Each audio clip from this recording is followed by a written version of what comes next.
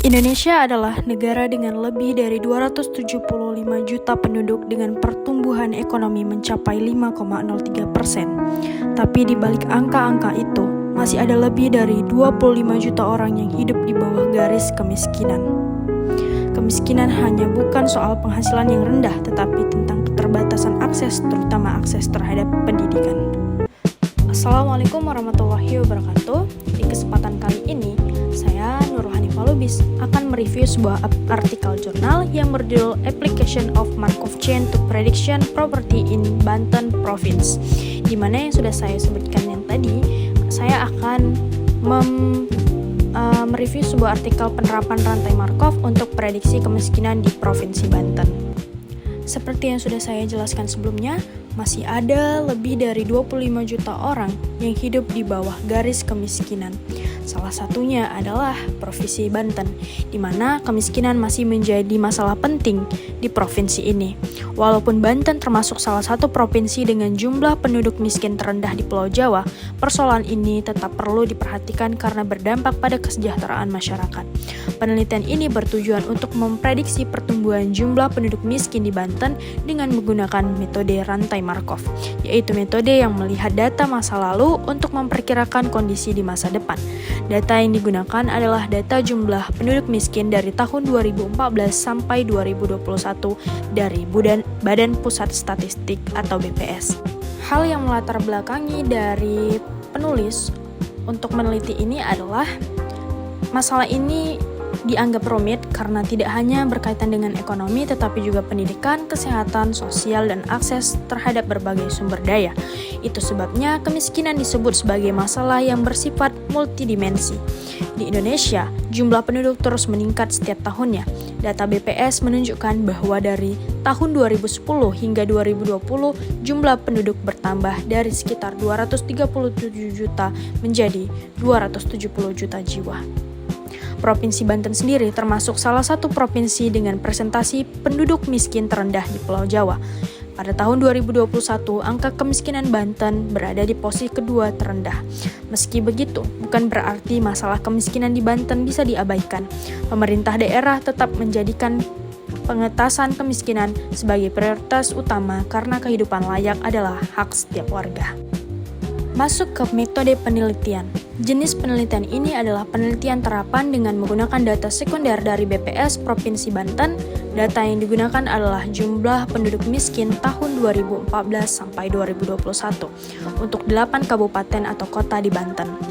Langkah-langkah teknik analisis data yang digunakan adalah dalam mencapai tujuan penelitian ini untuk mengumpulkan data mengenai jumlah orang miskin dari periode 2014 sampai 2021, mengubah data tersebut menjadi matriks probabilitas transisi, melakukan analisis rantai Markov hingga mencapai keadaan stabil, dan menentukan prediksi kemiskinan dari matriks probabilitas seperti yang ditunjukkan pada gambar 1. Masuk kepada hasil dan pembahasan. Yang pertama itu statistik dan deskriptif.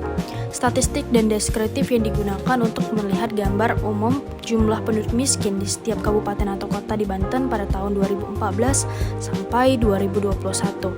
Nah, di data ini teman-teman bisa melihat dari 8 kabupaten atau kota. Data ini menunjukkan Kabupaten Tangerang memiliki jumlah penduduk miskin paling tinggi, rata-rata 204.000 orang. Kota Cilegon memiliki jumlah penduduk miskin paling rendah, rata-rata 15.000 orang. Statistik ini membantu memahami sebaran awal sebelum masuk ke perhitungan Markov. Yang kedua, perhitungan probabilitas transisi. Langkah ini mengubah jumlah penduduk miskin menjadi probabilitas. Rumusnya PI sama dengan NIT per NT. Dengan NIT sama dengan jumlah penduduk miskin di daerah I pada tahun T.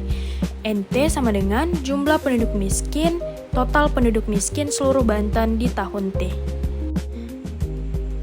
Contoh perhitungan dari rumus tadi, probabilitas jumlah penduduk miskin di Provinsi Banten pada tahun 2014 untuk Kabupaten Pandeglang diperoleh dari 113,14 per 649,21 sama dengan 0,17. Untuk Kabupaten Lebak diperoleh dari 115,83 per 649,21 49,21 sama dengan 0,18. Nah, dan seterusnya hingga probabilitas jumlah penduduk miskin di Provinsi Banten pada tahun 2021 di Kota Tangerang Selatan menurut rumus yang sudah saya jelaskan di slide sebelumnya. Perhitungan ini dilakukan untuk semua daerah di tahun 2014 sampai 2021. Tujuannya untuk mengetahui proporsi masing-masing wilayah terhadap total kemiskinan. Yang ketiga, matriks probabilitas transisi. Setelah menghitung probabilitas tiap tahun, data tersebut disusun menjadi matriks transisi berukuran 8x8. Kenapa? Karena ada 8 kabupaten atau kota. Bisa dilihat di sini dalam gambar tersebut, matriksnya sudah terlihat jelas. Matriks ini menunjukkan peluang proporsi kemiskinan suatu wilayah berpindah dari satu kondisi ke kondisi berikutnya. Setiap baris harus berjumlah 1 karena total probabilitas sama dengan 100%. Nah, dari analisis Markov, matriks ini bersifat irreducible, artinya semua wilayah saling terhubung, setiap keadaan dapat mencapai keadaan lain, setiap sistem dapat dianalisis hingga mencapai steady state. Nah, grafik rantai Markov dari matriks probabilitas transisi di atas dapat ditampilkan pada gambar 2 pada slide berikut. Nah, pada gambar 2 ini di mana plot Markov chain ini saling berhubungan satu sama lain. State awal itu V0 ditetapkan sebagai matriks ini tadi. Nah, artinya analisis dimulai dari kondisi Pandeglang sebagai state awal. Namun Markov chain tetap akan menyebar sehingga hasil akhirnya menunjukkan proporsi per wilayah. Notasi yang digunakan P itu sebagai Pandeglang, L itu sebagai Lebak, T sebagai Tangerang, S sebagai Serang, KT sebagai Kota Tangerang, KC Kota Cilegon, KS Kota Serang, KTS Kota Tangerang Selatan. Maka vektor state harus punya 8 angka, masing-masing mewakili satu daerah. Yang keempat, hasil prediksi. Prediksi dengan presentasi penduduk miskin tahun 2022 sebagai berikut ini, di mana V1 rumusnya V0 dikali P. Dengan mengkalikan kedua matriks tersebut, maka didapatkanlah hasil ini. Nah, hasilnya untuk diubah dalam bentuk presentasi persen, maka hasil dari V1 dikalikan dengan 100%. Jadi kemungkinan presentasi penduduk miskin di Kabupaten Pandeglang pada tahun 2022 adalah 17%, Kabupaten Lebak sebesar 18%, Kabupaten Tangerang sebesar 27%, Kabupaten Serang sebesar 11%, Kota Tangerang sebesar 15%, dan seterusnya. Nah, untuk presentasi penduduk miskin di tahun 2023 dengan rumus V2 sama dengan V0 dikali P kuadrat. Dengan mengkalikan kedua matriks tersebut, maka hasilnya yaitu seperti berikut ini, yang sudah tertera dalam slide ini. Nah, rumusnya sebenarnya sama aja, tapi P-nya itu dikuadratkan atau peluangnya itu dikuadratkan. Maka didapatkanlah hasil 17,46%, 17,34%, dan seterusnya. Langkah yang sebelumnya itu kita ulangi, dan setelah kita mengulangi langkah N hingga mencapai keadaan stabil, yaitu ketika matriks probabilitas transisi berikutnya konvergen terhadap matriks probabilitas transisi sebelumnya. Hal ini terjadi pada langkah N keempat atau P4. Karena pada langkah N keempat atau P4 konvergensi terjadi pada langkah N sebelumnya, yaitu pada langkah N ketiga atau P3. Maka didapatkanlah hasil yang sudah tertera pada slide berikut ini. Berdasarkan hasil matriks probabilitas transisi N langkah keempat atau P4 di atas, terlihat bahwa nilai probabilitas keadaan tetap Kabupaten Pandeglang adalah 17,48%, Kabupaten Lebak 17,33%, Kabupaten Tangerang 27,98%, Kabupaten Serang 10,17%, Kota Tangerang 15,54%, hingga Kota Tangerang Selatan sebesar 4,04%. Maka kesimpulan dari penelitian ini berhasil memprediksi tingkat kemiskinan di Banten menggunakan rantai Markov.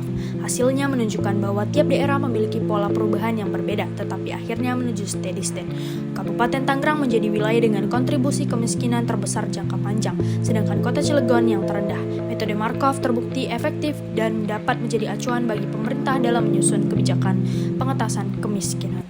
Sekian video hasil pemaparan mengenai review artikel jurnal dari saya. Apabila saya ada yang salah kata, saya mohon maaf. Kepada Allah saya mohon ampun. Wabillahi taufiq walhidayah. Wassalamualaikum warahmatullahi wabarakatuh.